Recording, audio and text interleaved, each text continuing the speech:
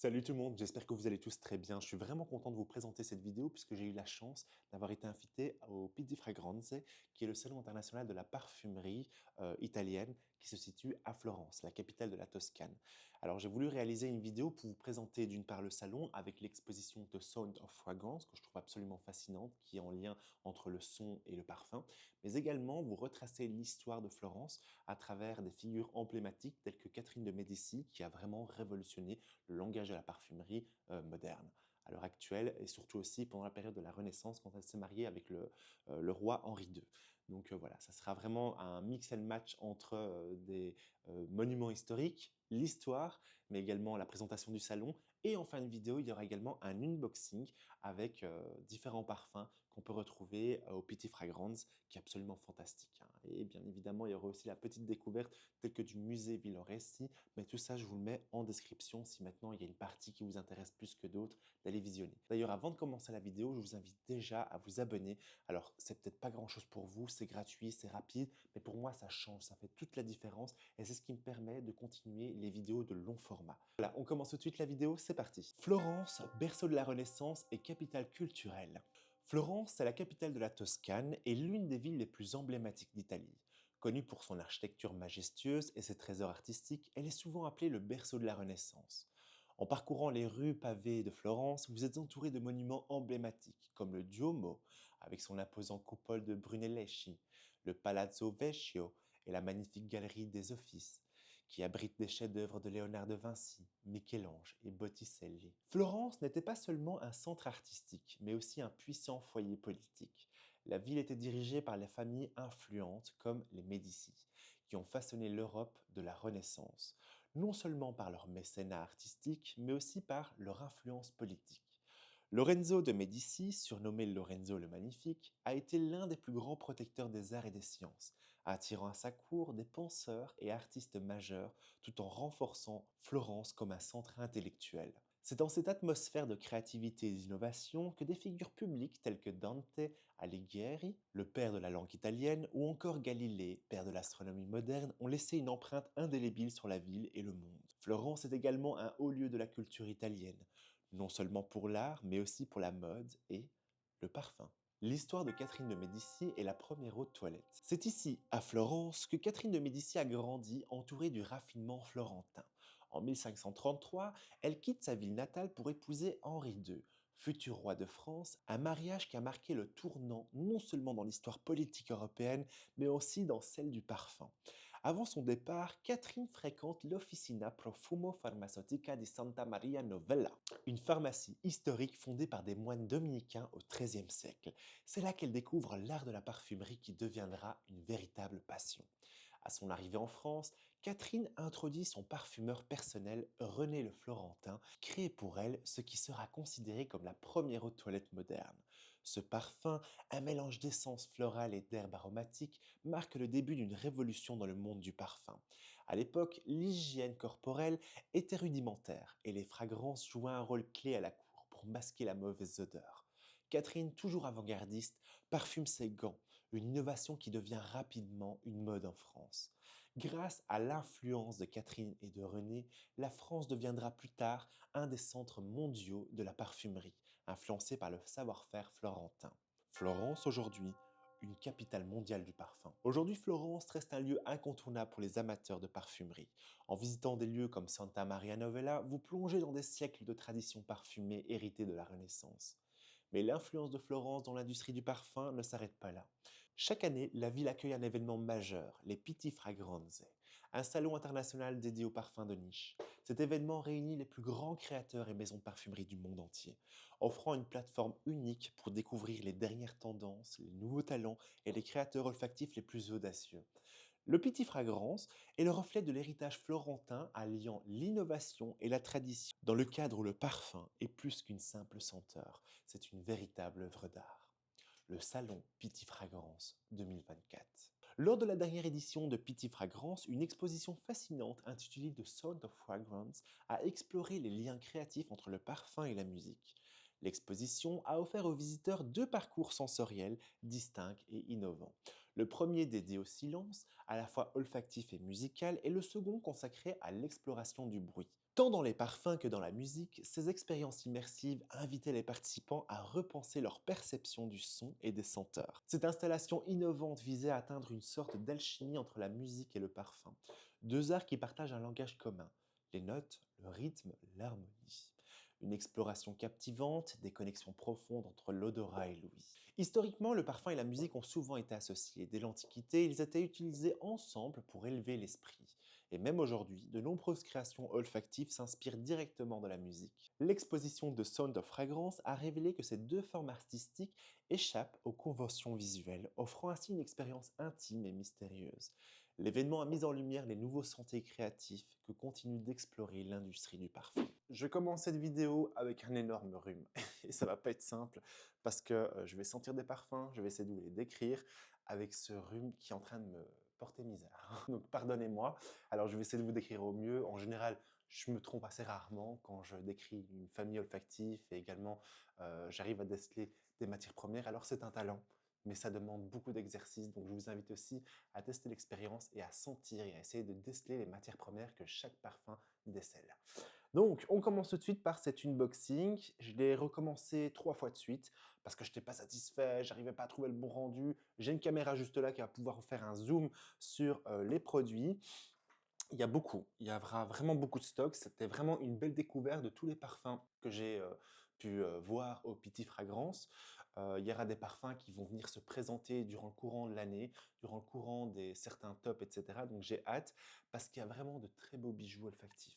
Et on commence tout de suite, c'est parti. Alors, la première fragrance qui est juste là, c'est un parfum qui vient de... enfin, il s'appelle Boticea. Moi, je préfère l'appeler Victorious, qui vient de Defender. Alors, c'est une maison de parfumerie que j'ai découvert il y a à Florence directement, mais pas au Petit Fragrance même, dans une maison de parfumerie qui s'appelle Zor.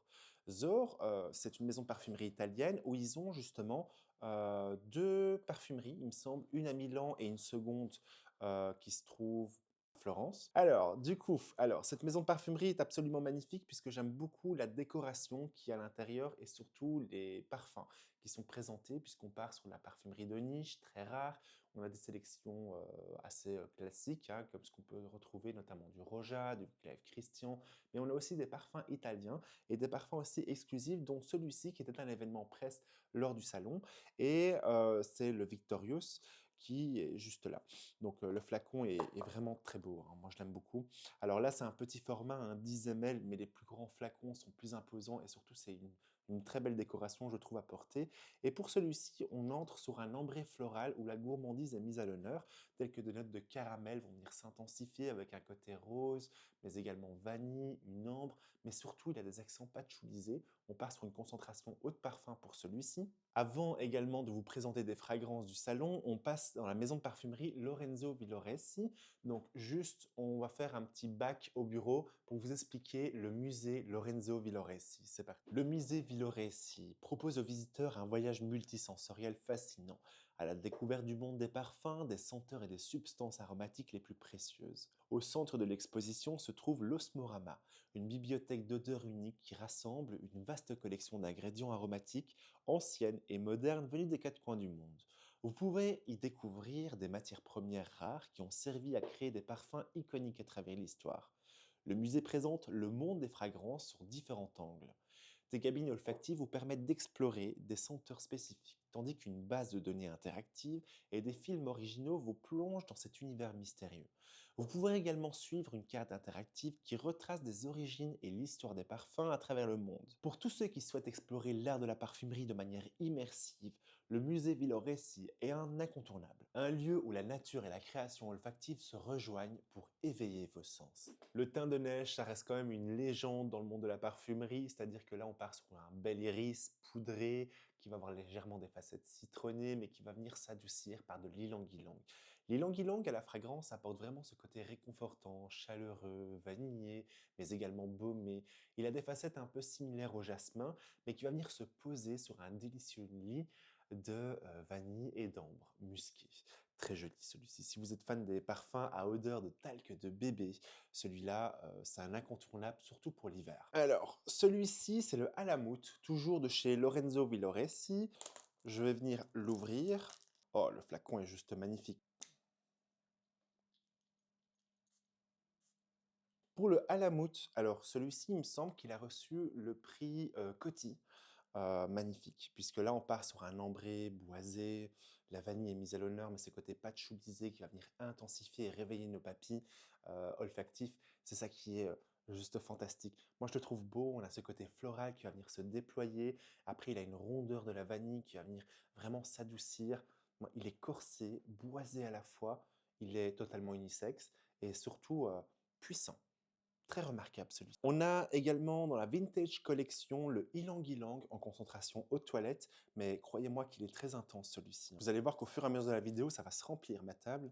Alors l'Ylang Ylang, on part sur une concentration eau de toilette, je vais venir en vaporiser sur la touche. Il est magnifique puisque là, on part vraiment sur un ylang ylang, ça a des facettes très réconfortantes, un vanillé, il ressemble un peu au jasmin, très douce. Je l'aime beaucoup. Moi, l'ylang ylang, c'est un énorme coup de cœur. Je trouve qu'il a vraiment ces facettes assez cocooning, ambrées, liquoreuses à la fois parce qu'il a des accents un peu mielleuses. Oui, on est parti sur une contraction à la fois fraîche, végétale, mais en même temps très vanillée, baumée, très beau. Je trouve qu'il est excellent et celui-ci fait partie de mes favoris, surtout pour l'hiver. Je trouve qu'il n'est pas trop entêtant, il est doux, il est exactement pile ce qu'il faut. C'est comme un bon dessert après un très joli plat copieux. Et ça, j'aime beaucoup. Il a aussi un petit côté rétro. Maintenant, on part au nerf de la guerre. Ce qu'il y avait au Petit Fragrance. Alors là, je vous avoue, d'ailleurs, je remercie infiniment Delphine Parfum qui m'a accompagné. Je te remercie infiniment vraiment pour ton aide parce que je sais à quel point c'est pas évident de bosser avec moi parce que je suis clairement une pile électrique. Moi, quand je suis quelque part, je cours partout, je saute partout. Vraiment, merci pour ta patience et merci surtout pour ton aide. Et il y avait une très très belle maison de parfumerie où j'ai eu un véritable coup de cœur qui s'appelle la maison de parfumerie Denis Durand. Alors Denise Durand, c'est une maison de parfumerie qui s'est inspirée de la mythologie grecque. D'ailleurs, elle vient de Grâce et qui est absolument magnifique puisque j'ai eu un énorme coup de cœur sur le narcisse au miroir. Regardez-moi juste le flacon qui est absolument magnifique puisqu'on va retrouver un petit signe en guise de cabochon et le flaconnage qui est vraiment très bien travaillé, hein. Il n'y a absolument rien à dire là-dessus, hein. Donc cette fragrance-là est absolument mystérieuse, je l'ai déjà sentie. Donc là, on part vraiment sur un gourmand floral où la fleur de Narcisse va être mise à l'honneur. D'ailleurs, ils ont travaillé cette légende, hein, la légende de Narcisse, qu'il était amoureux de son reflet, qui regardait sa beauté absolue, qui se transforma en fleur de Narcisse. Et donc là, on part vraiment sur un gourmand floral où ces notes de caramel vont venir s'enivrer et se baumer avec ce côté faible de tonka, légèrement gourmande à travers des notes liquoreuses de vanille. On va également avoir un accord de tubéreuse, une tubéreuse crémeuse qui va venir se développer avec de l'ambre et du musc. On continue avec la seconde fragrance qui est le jus d'Apollon. Alors là, le jus d'Apollon, c'est une cologne masculine moderne. Donc là, on part vraiment sur un côté fougère. Ce côté fougère va venir s'accentuer avec une belle lavande, on va avoir des aromates, un beau fond de bois de cèdre. Je l'aime beaucoup parce que je trouve que c'est un parfum facile à porter et qui nous fait penser aux colognes d'antan, tout en ayant cette touche de modernité. Très joli parfum, pour moi c'est une valeur sûre dans la parfumerie masculine. Donc vraiment, si vous aimez ces côtés aromatiques, vous avez des inspirations par exemple du Pour Homme de Azaro, ou ce côté le Pi de Givenchy, ou un remix également de L'Homme de Guerlain. Ça reste vraiment une très belle composition masculine. On continue également avec un parfum de chez Otop qui s'appelle l'Asphalte. Alors là, Otop, c'est une maison de parfumerie où j'avais eu un gros coup de cœur en 2023. Et là, je me suis dit, go, il faut qu'on collabore ensemble parce que le Osphalt, ça a été une révélation au sens où déjà c'est une création très bien interprétée puisque le créateur s'est imaginé un bitume de son enfance avec ce côté un peu goudronneux mais végétal avec cet aspect herbe fraîchement coupée où la tubéreuse à la fois crémeuse et mielleuse va venir se mettre à l'honneur, mais surtout ces différents aromates qui vont venir danser avec ce côté chypré.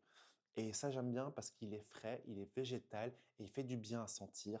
Donc pour moi, ça a été un réel coup de cœur. D'ailleurs, il y a un des best-sellers qui s'appelle I Hate Rose qui part autour d'une belle rose rouge épineuse à travers des notes légèrement épicées, mais il va avoir un accord également boisé, mais c'est une rose végétale verte. Très jolie également que je vous invite à aller découvrir.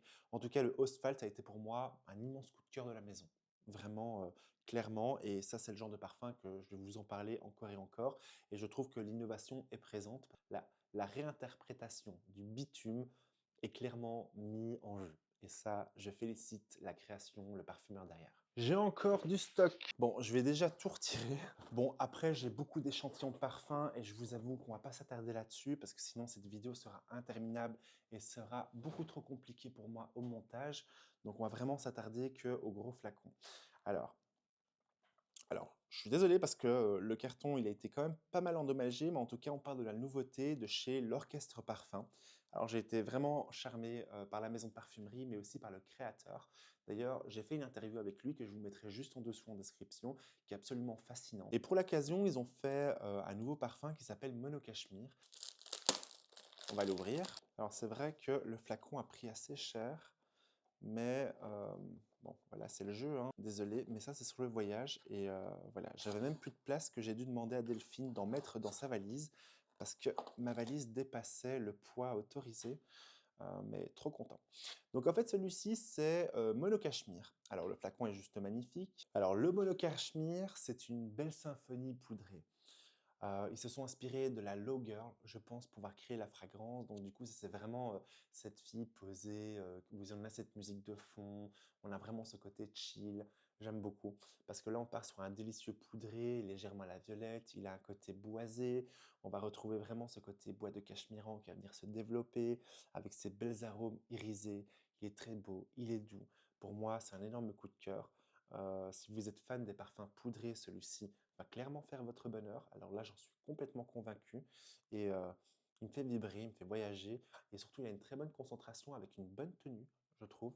Donc, très beau parfum. Ok, next perfume. J'ai dû faire un marqueur, mettre un autocollant juste au milieu pour essayer de bien vous centrer ça. Bon, écoutez, au niveau du cadrage, je suis vraiment désolé, je vais essayer de m'améliorer progressivement. Mais là, je suis déjà content que je me mets à tourner une vidéo aussi intense qui me prend quand même pas mal de temps parce que j'avais commencé la vidéo, il était 9 h du matin et là, il est actuellement 15 h et j'ai toujours pas fini. Ça prend du temps, hein, ça prend du temps.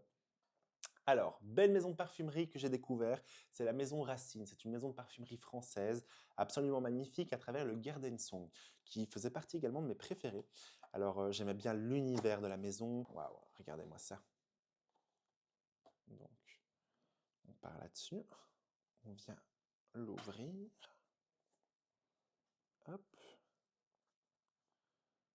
Oh, c'est tellement joli. Le flacon est vraiment joli, hein. Alors là, rien à dire, hein. Donc, le Garden Song, cette fois-ci, je vais quand même le sentir.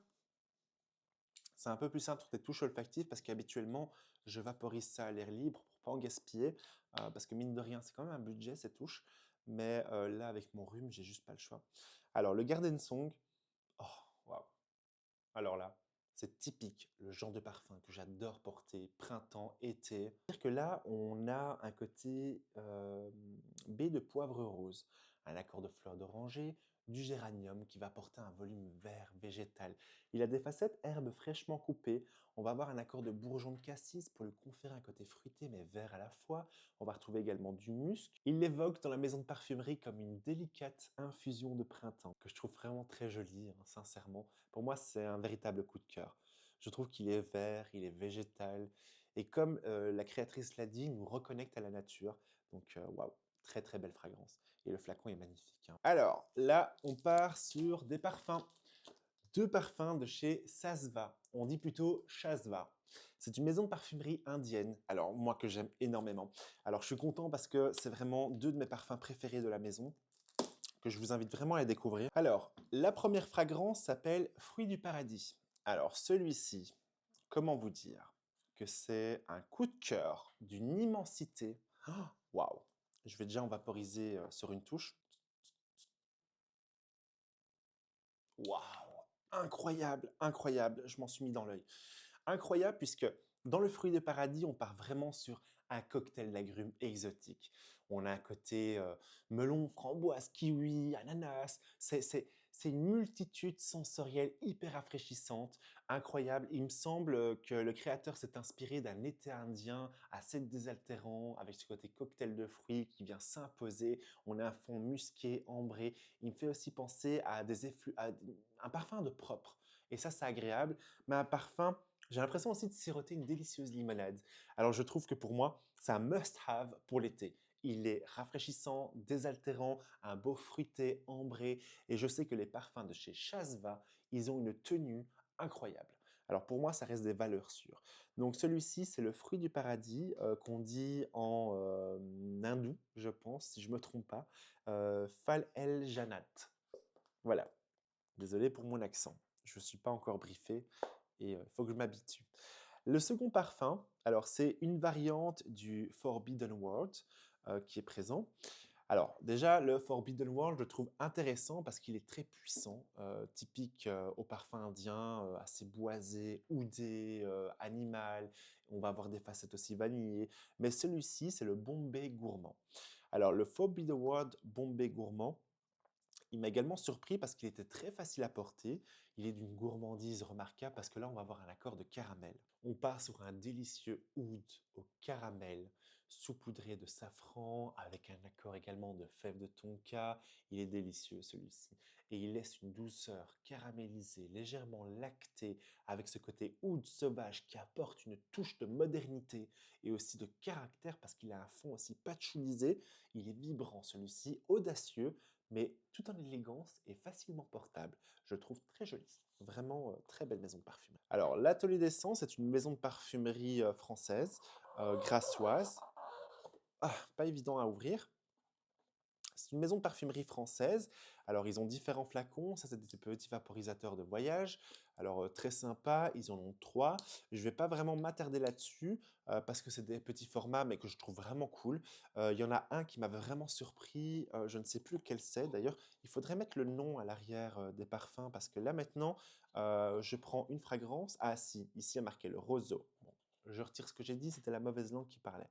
Le Zino et également le Spiros. Alors, je pense que c'était le Spiros que je trouvais ça hyper intéressant. Ouais, pas mal. C'était le Spiros que je trouvais vraiment génial parce que dans celui-ci, il a un côté melon, il a un côté également pastèque que je trouvais hyper juteux, désaltérant. Je trouve que les petits formats sont vraiment sympas et le flacon des full size sont impressionnants également. Alors, j'aime beaucoup. Vraiment, j'ai vraiment beaucoup apprécié de cette maison de parfumerie. Ah, je fais un bac puisque j'ai été également invité à un événement de Péris Monte Carlo. C'est une maison de parfumerie que j'affectionne énormément. D'ailleurs, j'ai eu l'occasion de rencontrer le créateur. On a eu l'occasion d'échanger, qui était vraiment formidable. Et ils ont fait un nouveau lancement qui est l'encens sacré. Alors, comment vous dire qu'il est absolument magnifique parce qu'il est puissant. Ils ont voulu vraiment, ils se sont inspirés pour se reconnecter avec cet aspect de l'encens qui est l'oliban à la base, hein. Pour vous rappeler le contexte, l'encens, c'est une matière première qui a été utilisée depuis la nuit des temps, notamment depuis l'Égypte antique. Les prêtres l'utilisaient lors des cérémonies religieuses, mais également lors des funérailles, pour pouvoir transmettre cette fumée qui était odorante, parce qu'ils pensaient que cette fumée euh, se dirigeait vers les cieux, et donc était l'intermédiaire entre l'homme et les dieux. Et donc, ils se sont inspirés de cette légende, ou du moins de cette histoire, pour pouvoir créer l'encens sacré à travers plusieurs accords d'encens. On va retrouver notamment l'oliban, qui a des accents assez citronnés, mais également ce côté fumé de l'encens et également résineux. Donc, je trouve pas mal, hein, puisqu'il nous fait vraiment rappeler cette origine de l'encens à travers déjà cette belle histoire et à travers surtout ces beaux accords. Donc là, on part vraiment clairement sur un délicieux encens au Liban, à la résine, au benjoin. Il a un côté un peu mielleux, boisé. Il est beau. Moi, je le trouve très beau et je trouve que pour l'hiver, il est excellent. Et surtout, l'origine historique de l'inspiration de la fragrance, est juste magnifique. Donc moi je dis bravo. Bravo parce que Péris, c'est l'une de mes maisons de parfumerie préférées et il m'impressionne de jour en jour à chaque belle découverte. D'ailleurs, en restant chez Péris Monte Carlo, j'ai reçu également un autre produit de Péris Monte Carlo. Waouh! Péris Monte Carlo se sont mis au skincare. Donc le Péris Laboratory, le Skin Fitness, un lait micellaire de beauté nettoyant. Bon, je vous le présente comme ça. Attendez, je vais quand même regarder ce qu'il y a encore à l'intérieur. Ils ont fait des sérums anti-âge, des peelings, vraiment pas mal. Ils m'ont donné plusieurs échantillons. J'ai hâte. Il faudrait que je les essaye pour voir ce que ça va donner. Une huile précieuse, pure, régénératrice également. Bon, à tester, à découvrir. Ok. On reste dans l'univers de Péris Monte Carlo avec une fragrance qui a été un véritable coup de cœur qui s'appelle le cacao aztèque. Alors là, c'est ce côté cacao incroyable. Incroyable. Parce que là, on part vraiment sur un cacao chocolaté, mais en même temps sec. Donc, c'est pas un cacao gourmand, pas du tout. Là, c'est plutôt un cacao mielleux, ambré, boisé, légèrement patchoulisé, d'une très bonne profondeur et d'une intensité vibrante. Et ça me plaît. Ça me plaît parce que j'aime beaucoup les parfums qui ont une grande tenue, une bonne projection et surtout avec des facettes originales.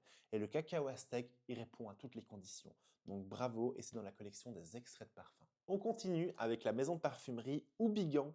Alors ça fait partie du groupe Péris que je trouve absolument magnifique puisqu'ils ont pu réinventer Houbigant Paris, qui est une maison de parfumerie légendaire puisqu'ils ont inventé les premiers parfums à base de fougères. Et là, dans celui-ci, c'est l'ambre des abysses. Je le trouvais vraiment assez remarquable. D'ailleurs, on va l'ouvrir avec vous. Waouh, juste waouh. Hyper impressionnant. Hyper impressionnant, vraiment. C'est l'ambre des abysses. Ça a été, je pense, l'un de mes plus gros coups de cœur que j'ai pu sentir. Enfin, vous allez me dire, oui, mais tous les parfums que tu présentes, c'était coup de cœur, patati patata. Mais là, vraiment, ça a été surprenant. L'éclat olfactif que j'ai eu, le choc olfactif, a été vraiment, vraiment impressionnant. Oh, waouh! Waouh! Il est incroyable! On part vraiment sur un ambre, on a l'impression de sentir de l'ambre gris, floral, mais en même temps vibrant, légèrement citronné, avec un côté poudré, vanillé. C'est... D'ailleurs, il faudrait que je regarde qui a créé cette composition, parce que c'est surprenant, surprenant. Il a des facettes aussi aldéhydées, métalliques, florales, légèrement chyprées, mais en même temps qu'on sent qu'on a une certaine profondeur puissante et vibrante dans ce parfum-là. Il est incroyable, il est incroyable. Vraiment, je vous invite à aller le sentir parce qu'il est en plus totalement unisexe et c'est vraiment le parfum qui se porte à merveille pour toute saison confondue. Il a un côté à la fois vintage et moderne. C'est, il trouble mes sens, celui-ci. Dingue, dingue. L'ambre des abysses de la maison Houbigant, c'est une merveille. On revient en arrière avec l'orchestre parfum qui m'avait offert ceci. Alors, qu'est-ce que c'est? On va regarder ça. Oh, waouh! C'est une palette d'échantillons de tous les parfums qu'ils ont dans la boutique. Je trouve ça absolument génial. Et juste à l'arrière, il faut savoir que sur le site internet de l'Orchestre Parfum, vous allez pouvoir sentir, faire cette expérience à la maison, c'est-à-dire sentir les différents échantillons ou les parfums full size, ça dépend de ce que vous choisissez, et en même temps écouter de la musique parce qu'ils vous invitent à vraiment intégrer leur univers, c'est-à-dire à travers la musique et en même temps le parfum. C'est vraiment deux sens olfactifs qui sont mis en alerte et je trouve ça absolument fantastique. Le concept est génial. En plus, ils ont été me mettre des touches olfactives. Ça, j'aime bien. Je trouve que la tension est géniale. Moi, j'apprécie énormément ça. Alors, cette fois-ci, on va parler d'une maison de parfumerie avec deux fragrances, qui est le Binet Papillon. Alors, Binet Papillon, c'est une maison de parfumerie où tous les flacons, à l'arrière, on va retrouver une carte du XVIIe siècle. Alors, c'est parti. Donc, la première fragrance qui est le numéro 3. Alors, on va regarder ça. Je ne me souviens plus exactement de la fragrance, mais je trouve que le concept est juste génial, hein. En plus de ça, c'est un parfumeur autodidacte. Alors là, on part sur un accord de bergamote, quelque chose d'assez frais, avec des accents de cyprès. Le cyprès, c'est un arbuste qu'on va très souvent retrouver dans les jardins européens, qui va donner des facettes boisées, très faciles à porter, assez semblables au bois de cèdre. Et on va également avoir un fond musqué. Ils appellent ça une Cologne curieuse. Donc oui, c'est une Cologne revisitée. Le second est le numéro 5. Et là, c'est le Oud Apollon. Alors pour celui-ci, je pense que vous l'avez deviné, on va avoir un accord de oud, mais c'est un oud animal. Alors, il est très spécial parce qu'il va être également épicé, safranisé, il est puissant et félin, vraiment sauvage. Et ça fait partie des ouds les plus remarquables que j'ai pu sentir. Alors, c'est-à-dire que si vous n'êtes pas habitué du oud, c'est pas la première recommandation que je vais vous proposer. Par contre, si vous êtes un habitué du oud, je vous invite à aller le découvrir parce qu'il est très surprenant. Mais vraiment, c'est un oud sauvage, fauve, hyper animal. Waouh, waouh! Il est surprenant parce qu'il est très costaud. En tout cas, ça, c'est un parfum de caractère extrêmement impressionnant. Alors là, très, très grande découverte. J'ai hâte d'en faire une vidéo sur le sujet parce que il fait partie des ouds les plus surprenants que j'ai pu sentir. Derrière ce gros coffret se cache une maison de parfumerie incroyable, puisque c'est la maison de parfumerie Danera. C'est une maison de parfumerie italienne qui s'est inspirée de la mythologie ou qui vont explorer différentes matières premières naturelles qui ont une histoire puisqu'ils vont tracer à travers chaque parfum, dont une fragrance assez iconique qui est le Kera. Je vous avais une vidéo en short là-dessus, donc je vous invite vraiment à aller regarder mes formats courts ou bien aller visionner Instagram pour voir plus d'informations sur la création du parfum, mais également les différentes interviews que j'ai pu faire. Et donc là, on part sur un gros coffret. Je ne vais pas pouvoir filmer avec la petite caméra en zoom. Mais en tout cas, ce coffret, déjà, si j'arrive à l'ouvrir, ce serait le top. Waouh! J'avais déjà oublié ce que composait ce coffret. C'est énorme! C'est énorme! Mais waouh! Alors, je vais pas pouvoir sentir tout comme ça en vidéo. Mais en tout cas, c'est un coffret qui se présente comme celui-ci. OK, qui va présenter tous les parfums de la collection. Donc du coup, ils ont fait différentes collections. Il me semble qu'il y a la classique, mais il y a aussi une beaucoup plus exclusive, où on va retrouver un cabochon en or 24 carats. Et là-dessus, ils ont fait différentes déclinaisons des best-sellers, dont le Kera. Le Kera, il me semblait que c'était un fruité où la cerise et la tubéreuse étaient mises à l'honneur, très gourmande, mais une gourmandise fruitée. Très agréable surtout à porter et désaltérante pour le printemps, été. Et donc voilà, il faut absolument que je découvre un peu toutes ces fragrances. Voilà, je vous présente le Kera, hein, ok? C'est le best-seller. Je vais le mettre sur la touche olfactive. C'est génial parce qu'ils ont pensé à mettre la pyramide. Donc ça, c'est vraiment top. Ah, il est vraiment beau, hein. Très très joli, hein. Il a un côté amandé. On a vraiment cette fleur de cerisier qui va venir se sublimer par cette tubéreuse. On va également avoir un accord de cerise noire à travers cette cerise. On va avoir des côtés de jasmin, de l'ambroxan. On va avoir également du oud avec du thé noir, du bois de santal, du musc, de l'ambre et du patchouli.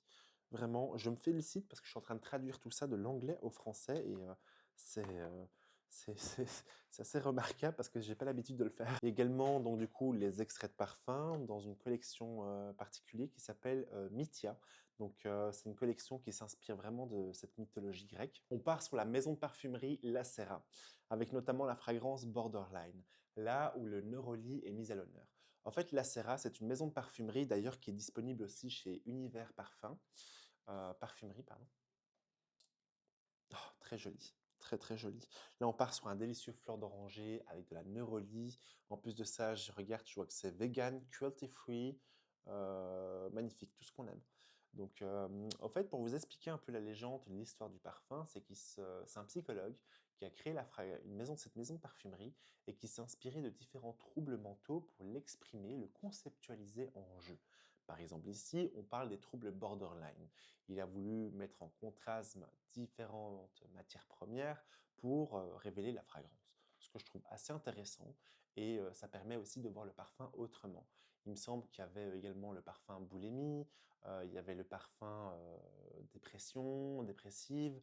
C'était vraiment plein de troubles différents, mais qui est intéressant et pas le voir comme parce que j'ai fait un TikTok là-dessus qui a pas bien réagi, j'ai remarqué, parce qu'il y avait pas mal de personnes qui ne comprenaient pas le concept de pouvoir mettre en parfum un trouble mental. Mais il faut savoir que c'est quelque chose il faut le sentir comme une œuvre d'art conceptuelle. C'est quelque chose qui ne se touche pas et qui ne se voit pas, comme la maladie. Donc voilà, je trouvais ça hyper intéressant et je trouve que c'est le genre de maison de parfumerie qu'il faut mettre en avant parce que c'est un concept extrêmement original. On continue avec la maison de parfumerie Kajal, avec le parfum Lamar Noir. Alors je connaissais Lamar, qui est l'un des best-sellers de la fragrance. On va retrouver ce côté ananas, framboise, assez fruité, gourmand, sur un fond ambré, vanillé. Mais celle-ci, c'est la version extrait de parfum à travers le Lamar Noir. D'ailleurs, je ne sais même pas à quoi ressemble le flacon, donc on va venir l'ouvrir. Waouh, magnifique. Vraiment, flacon magnifique, Kajal, il n'y a rien à dire, hein, vous faites de sublimes flacons. Donc ça, c'est super chouette, c'est super agréable. Le lamar noir, alors là, je vous le dis au nez. Ah oui, ouf, il est doux mais puissant, je vous le dis d'avance. Doux mais puissant parce que là, on va vraiment sentir cet accord encensé qui va venir se développer avec un patchouli.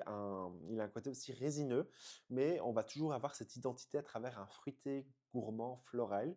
On va avoir la rose qui va donner cette ampleur, une rose légèrement safranisée, donc avec des facettes épicées.